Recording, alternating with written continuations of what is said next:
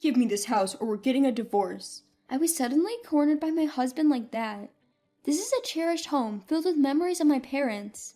I have no intention of letting it go, of course. However, as if toying with such feelings, he threatens me. What should I do? I was at a loss and reached out to my dad for help. My name is Jessica, and I'm 30 years old. I'm a stay-at-home wife supporting the household day in, day out. My husband Bob and I have been married for almost 2 years now. He has been working tirelessly to support me since I quit my job to get married. But after the death of my father-in-law, my mother-in-law decided to move into our apartment, and our ordinary daily life collapsed in an instant. Surprisingly, I was informed about my mother-in-law's move the day before she was to live with us. Oh, by the way, Mom's coming over tomorrow. My husband came home and just blurted out like it was nothing. Coming over to visit? Not just for a visit, she's moving into this house. So please clean up. Moving in? Mother-in-law living in this house?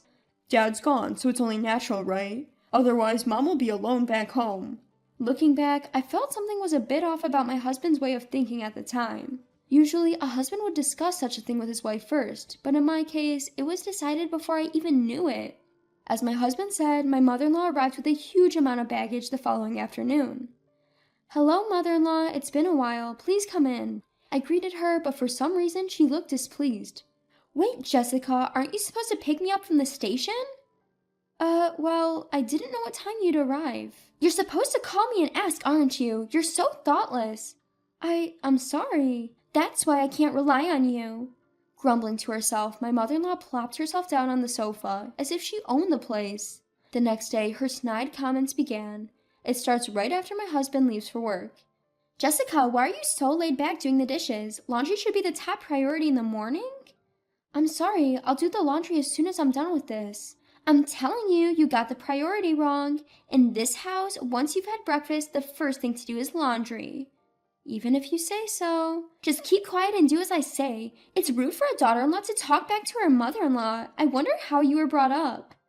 I also have my own routine for the day, but why can't she understand that? It's not like I'm refusing to do anything. It seems that my mother-in-law simply doesn't like the way I do things. Even when I do as she says, she finds something to complain about, especially when it's just the two of us during the day. One day, I came up with a secret plan to end living with my mother-in-law. The plan was to move into a house that my father had given me. My parents decided to start living in the countryside when my father took early retirement a few months ago, so they gave me the house they had been living in. Fortunately, we don't live far from the apartment we're currently in, and there was already talk of moving to a house in the near future. To continue living with my mother-in-law, even for a tough old bird like me, was reaching a breaking point. If that was the case, I'd prefer to move out sooner rather than later, just the two of us, my husband and I. With this in mind, I decided to make a proposal to my husband right away. "Bob, do you have a moment? I'd like to discuss something." A discussion? What's going on? "You know that house my father gave us? How about we move there?" "Oh, that house? We did talk about living there eventually, but why so sudden?" "Well, I'm not getting along so well with your mother." "What? My mom hasn't mentioned anything like that." "Anyway, I find it too hard to keep living with your mother, so I'm seriously considering moving." "I see. Well, it's not far away, and my mom can continue to live in this apartment." Surprisingly, my husband readily accepted the idea of moving. He spoke with my mother-in-law about this, and within a week, we were ready to move. Honestly, I thought she would put up more of a fuss, but she readily agreed to let us move. Not only that, she saw us off with a huge smile on her face. "Bob, Jessica, see you around." "I'm sorry for moving out so suddenly." "It's fine, you've got your father's house, right? How wonderful." "Thank you. Please feel free to come and visit us." "Well, it's not far from here. Make sure to drop by regularly, Jessica." "Yes, I will." After some formalities, we headed to our new home. I was relieved deep down. I no longer have to put up with my mother-in-law's sarcasm. Now we can live freely again. I was ready for opposition, but I'm glad I had the guts to bring it up to Bob. However, that wasn't the end of it. While I felt a weight lift off my shoulders being away from my mother-in-law, my husband started coming home late. Not only was he late, but there were also days when he didn't come home at all. He wasn't working overtime or at a bar, he was visiting his mother. "My mom needs me," my husband would say, but it was happening too often. He'd go eat over there without telling me, or he wouldn't come home for a whole day. Because of this, my daily routine was falling apart. Something had to give. One day, I confronted my husband. "Bob, don't you think you're not coming home too often?" "Really? But I'm just staying at my mom's place." That's not the point. At least let me know. I end up wasting food. You can eat it the next day, Jessica. You're a stay-at-home wife, always at home. What? You think because I'm a stay-at-home wife, you don't need to contact me? Well, it's the truth, isn't it? Being a stay-at-home wife means you're just lounging around at home, right? What?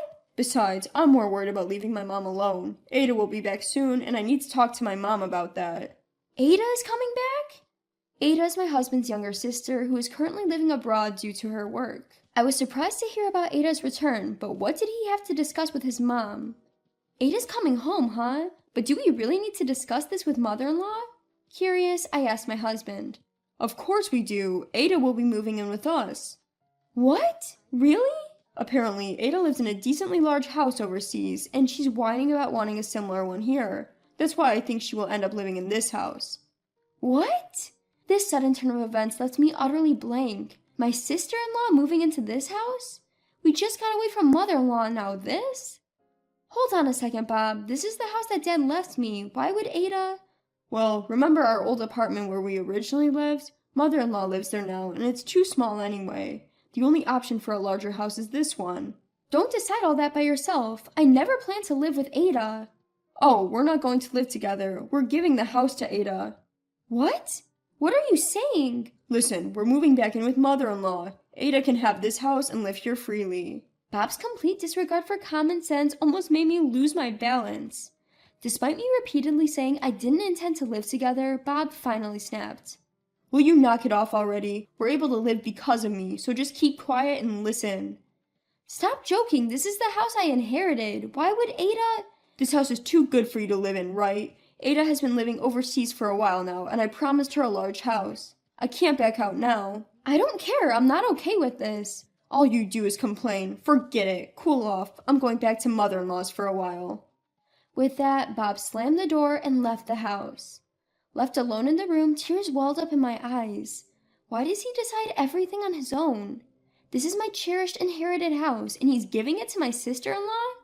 This isn't a joke. Every day, I received messages from Bob asking, "Have you reflected on this yet?" And, "You should come back here too, you know." Each time I had to reply, "I won't back down." Then one day, running out of patience with my stubbornness, Bob called me in a fit of rage. "Jessica, when are you coming over here?" "I've told you many times, I'm not going there and I have no intention of giving this house to Ada." "Enough. I've already told Ada. She's coming back this week. Don't make a fuss." "Don't decide things on your own. This is the house I inherited from Dad. It's mine now. Why should I give it up for your family?" "Who do you think you're talking to? Mother-in-law's angry. Don't piss us off more."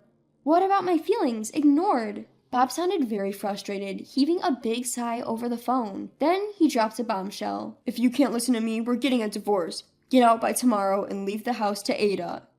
That's when it happened. My love for him chilled instantly.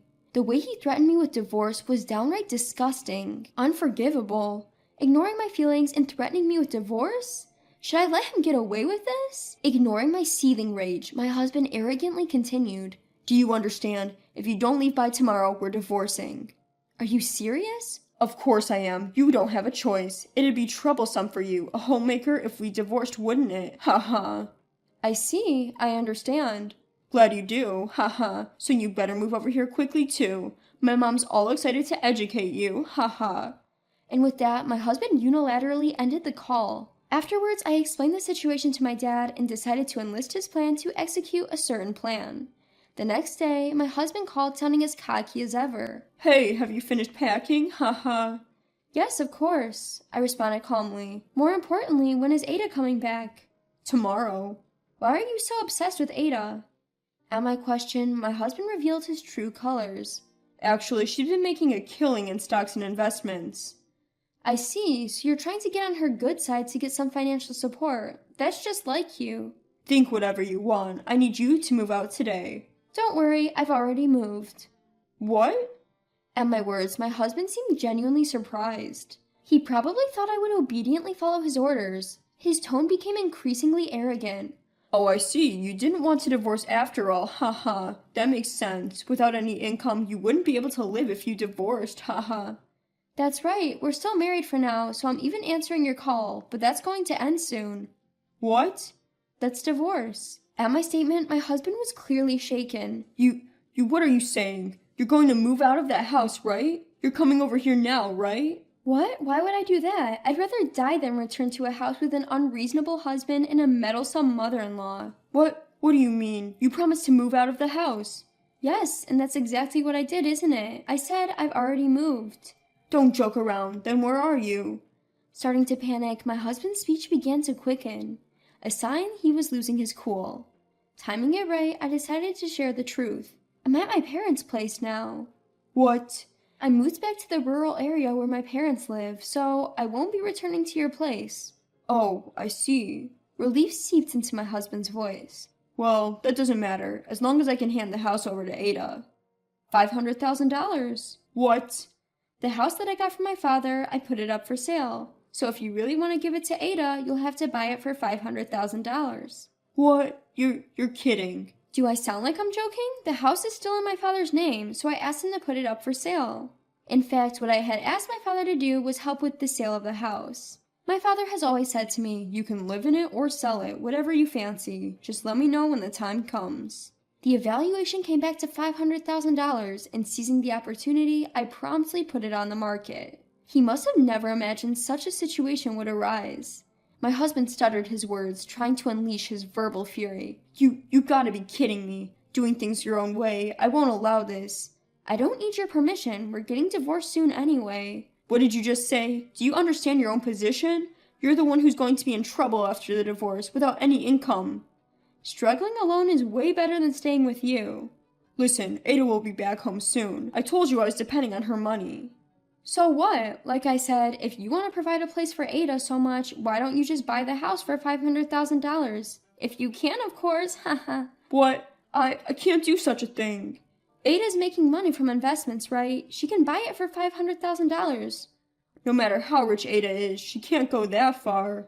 My husband only had excuses, showing no signs of apology, let alone humbling himself. Seeing that any further conversation would be a waste of time, I decided to give him a piece of my mind. I don't have the time to deal with you, foolish mother and son. Did you think threatening me with a divorce would make me obediently hand over the house? If you thought I'd do whatever you say because I'm a housewife, you're greatly mistaken.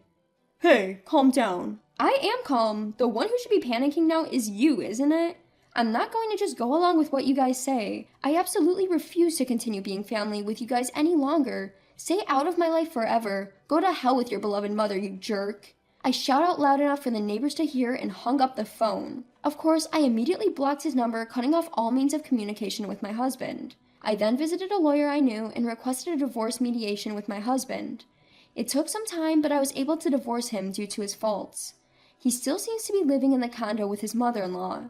About the return of my sister-in-law, they couldn't prepare a big house in the end, and she angrily flew back overseas yelling, "This is not what we agreed on!" The ex-husband's plan to ask for financial assistance from his sister-in-law, who had been making money from investments, ended up failing miserably. Nowadays, it seems they're just scraping by with the alimony to me and the living expenses for his mother-in-law. As long as he continues to live with his demanding mother-in-law, it seems unlikely his life will improve. On the other hand, I've been living peacefully in the countryside with my parents since moving. Just recently, thanks to a recommendation from a neighbor, I was able to get a job as an office worker at a small orchard. I now earn a decent income. For a while, I plan to live here. I'm going to stay as close as possible to my parents in order to repay their kindness.